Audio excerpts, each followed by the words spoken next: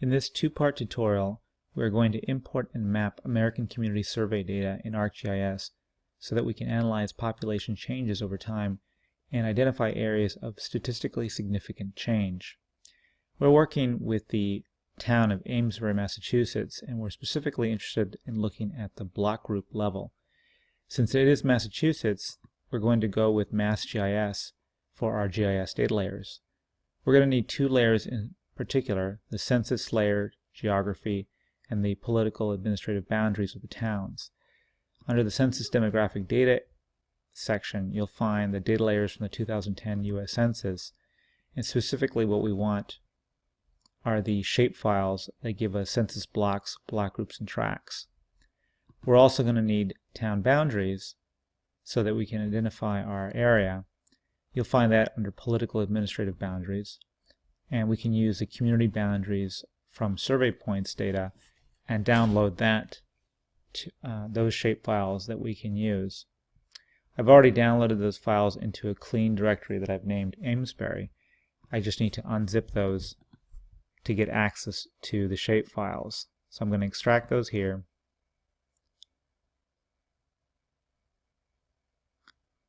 Once they've been extracted, I can add them into ArcMap. I've made a connection to the folder where I've downloaded those files.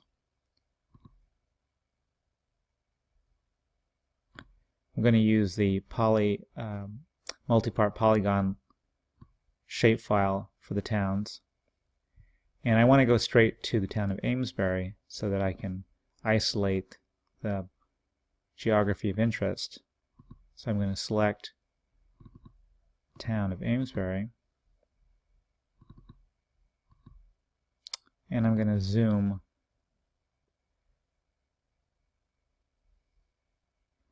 to that feature. Next, I can add my census geography of interest. Here again, I'm interested in the block group level, and I want to isolate just the block groups that are within the town. So I'm going to select by location, select features from the block groups that overlap the town survey. I'm going to use the selected feature, so I just use the selected town. And I'm going to choose have their centroid in the source layer feature. So I only grab the block groups that have their centroid inside of the selected town polygon. They're all selected. Now I want to isolate that selection into a separate layer. So I'm going to export the data into the same folder, but I'm going to call it Amesbury BG so I know what it is. Once I've isolated it, that's the only layer I need for the moment. If you look at the attributes for this layer, you'll find that it contains identifying information, but as far as demographics goes, it only contains two columns of information: population data from the 2010 census as well as number of housing units. But we want to use more recent data, which is why we're going to turn to the American Community Survey to find the most recent estimates and also to look at changes over time. So the next step is to go to the U.S. Census website to identify the tables that we'll need. So the principal tool for acquiring census data that we'll need is American Fact Finder, which you can just Google to find. There are a variety of ways to access data through American Fact Finder, but we're going to use the Download Center. So we're going to walk through the wizard to identify the data we want. And what we're looking for is just total population data, but the more recent data is better. So the program we want is American Community Survey. And the latest data are the 2015 ACS 5-year estimates. 5-year estimates are the ones we need because we're working with relatively small geography, which is a block group level, and that's all that's available for that recent data. Again, we're looking for the block group level.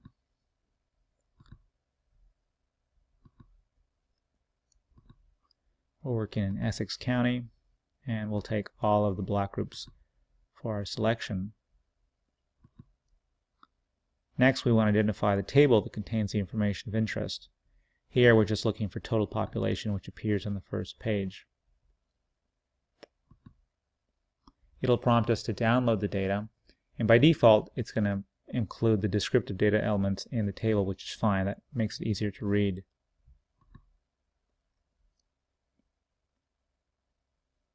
So we can download the data to our folder. And it's a good idea to give it a specific name. All the data you download from American Fact Finder always has the same name, so you don't want to overwrite your data.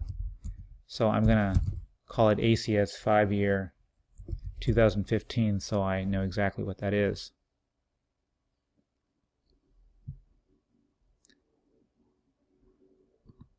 What we're going to do in this example is compare the 2015 ACS 5-year estimates with the 2013 ACS 5-year estimates. That's the next earlier data that's available at the block group level for the town of Amesbury.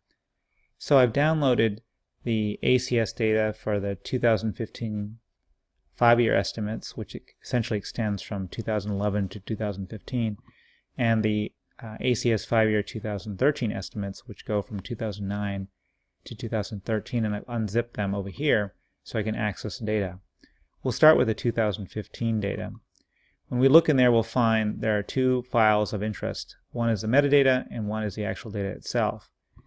If you double click on them, if you have Excel installed on your computer, it'll probably open up right away and you can see the contents.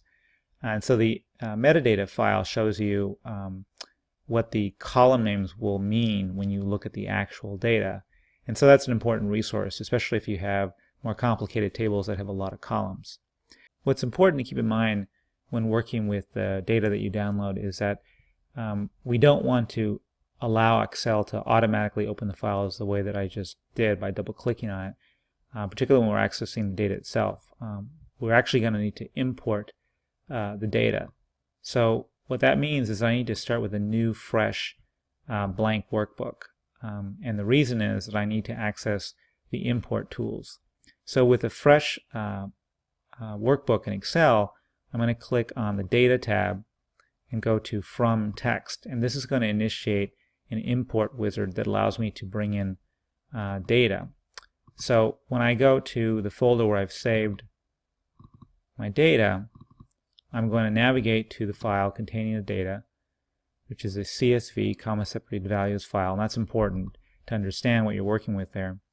So the text import wizard prompts you to tell it how the columns are essentially separated in this CSV file. So these are delimited, so I'll choose that, and the next choice I'm going to uncheck tab and check comma, and you'll see that automatically it separates the columns appropriately. Next, I'm going to specify a couple of the columns to tell Excel what type of data should be in there. And this is a really crucial step because this column in particular, the ID2, as well as the GeoID, should be identified as text files so that all of the digits are preserved. If Excel mistakenly interprets these as numbers, this will present a problem later on when you need to join the data to the attribute table in ARC, because the attribute table for the census geography has a corresponding ID field, but they're text, and so you can only join fields that are the same data type. So we'll click Finish at this point. It'll prompt us to add it to the sheet. We'll say OK. And so now we can actually see our data. And there isn't a lot here, which is good because it makes it more readable. We only have two columns of real interest for this data. The first is this one over here, which is the estimates or totals, and these are the numbers or the estimates of the number of people per block group that we're interested in. And the second column contains the margin of error for those estimates. So you know that the American Community Survey is a sample of the population rather than an enumeration of the total population. So because it's a sample, there's always a margin of error. Now this margin of error is going to be a really important number as we move forward in the second part of the tutorial, because it's going to allow us to determine other measures of sampling error and also to compute statistically significant differences if there are any. In any case, for the moment, what we need to do is clean up this table so that we can import it properly into ARC without a problem. So what I need to do is I need to determine what the headings or the column field names will be for each of these, and they need to abide by the rules that Arc requires because we're going to be working with shapefiles here. So first off, the column names cannot have periods, so I'm going to remove all the periods. And the second thing is that the labels, or the field names, can't be longer than about 11 characters. So pop 2015. Important to use labeling that you will understand later. Oops. Okay, so those seem like relatively understandable field names, and they're short too, so Arc will likely accept them. Now we can get rid of that second row of column names because we can only have one row of column names. And now the data is prepared to be viewable in Arc. So we can save this as an Excel workbook.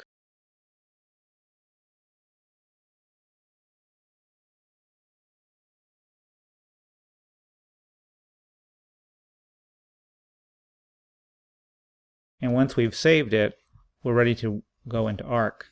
We're going to be accessing this file in Arc, so we need to make sure that we close the Excel file entirely before we try to access it in Arc.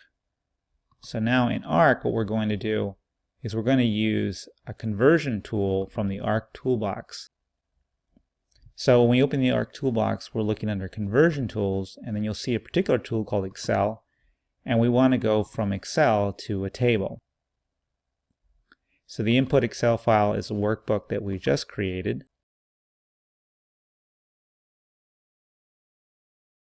Okay, there it is. So we have our Excel workbook file. You can tell by the extension.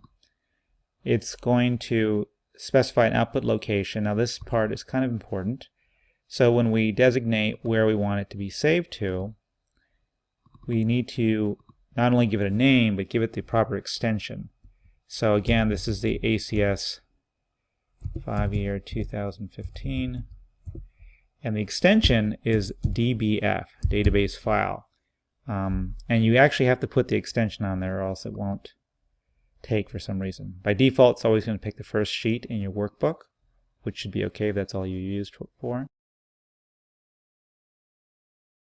And if it works successfully, you should see a pop-up window in the lower right with a little green check mark. If you see a red X, then you need to revisit your file to make sure you did everything correctly. So at this point, I've reformatted and imported, or converted rather, both Excel workbooks into DBF files, which are now added to my table of contents here in ArcMap. So the first one that we did at the 2015, which we walked through, I open it and take a look at it to make sure it looks right. And so the two things I'm checking for are, one, that I have the data files of interest, which here is a 2015 population estimates, and I also have the margins of error, which again we're going to need to do calculations later on for other sampling error measures. And then the really crucial one is this one, the GeoID2 column, which comes through, it appears to have all the necessary digits, but also is in the correct format, data format. So if I right click on that column, what I should see is that the available options, that statistics is grayed out, and that tells me right off the bat that that column is not a numeric column, and that's crucial because it needs to be a text column since these are unique IDs in order to do the join.